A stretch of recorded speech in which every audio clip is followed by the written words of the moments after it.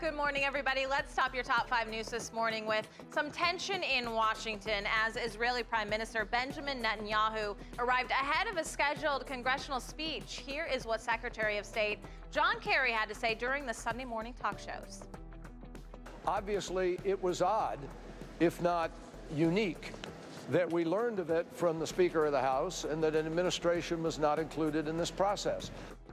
One of the main points of contention for Netanyahu and the administration is our effort to make a compromise with Iran on their nuclear activities. Moving overseas, the last few days have played out like a movie scene in Russia. A top Putin dissenter gunned down on the street while walking on Friday, and now his supporters are all rallying for him. Thousands led a rally yesterday in honor of Boris Nemtsov, who was due to lead the opposition rally himself yesterday.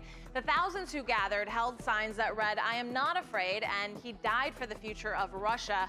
Many are pointing the blame for the murder squarely on Putin and the Kremlin, while Putin has vowed to get justice for the killing.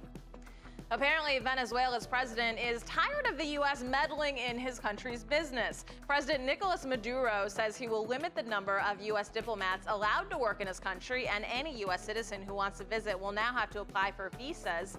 Tensions have been rising between the two countries for some time. Now, earlier this month, Maduro accused the U.S. of working with local opposition groups to stage a coup. The U.S. denies all allegations. The two countries have also not exchanged ambassadors since 2010. And Boston could be about to break a record, although we're not so sure how happy they are about it. The beginning of March brought another round of snow that could send Boston past its 20-year snowfall record. The city needs about 6 more inches to break its 1995 record, and about 4 to 6 inches was expected by early this morning. But Boston does not suffer alone. Of course, experts say February 2015 was one for the books across the entire Northeast.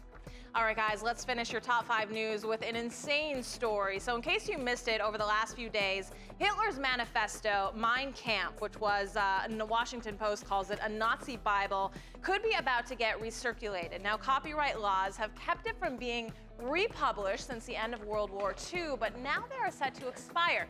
So the Washington Post says a new edition will be majorly annotated and presented as an academic work rather than a book of hate, but rightfully so. It's still got so many people angry. Some say the book is just too dangerous to be reprinted. You know, it couldn't come at a worse time as well, especially because all those anti-Semitic crimes have been occurring in some parts of Europe. But again, you know, a lot of people are saying just for history's sake, you know, to know what was going through his mind at the time and what modern-day Germans, you know, might be thinking. I don't know. I think he was completely against his human mind when he wrote it. I think it's terrible to reprint it. What do you guys think? But we want to know. Yeah, I mean, I think it's part of our history. If you ban it, more people will want it. You know, True. is And another argument. Making things worse. You know, but it's a part of our history. I think it should be out there. You know, there are a lot of books that probably shouldn't be in print that spew hatred that you could read. So, as long as you don't take it to heart, you know, which hopefully nobody does. Exactly. You know, it'll be okay.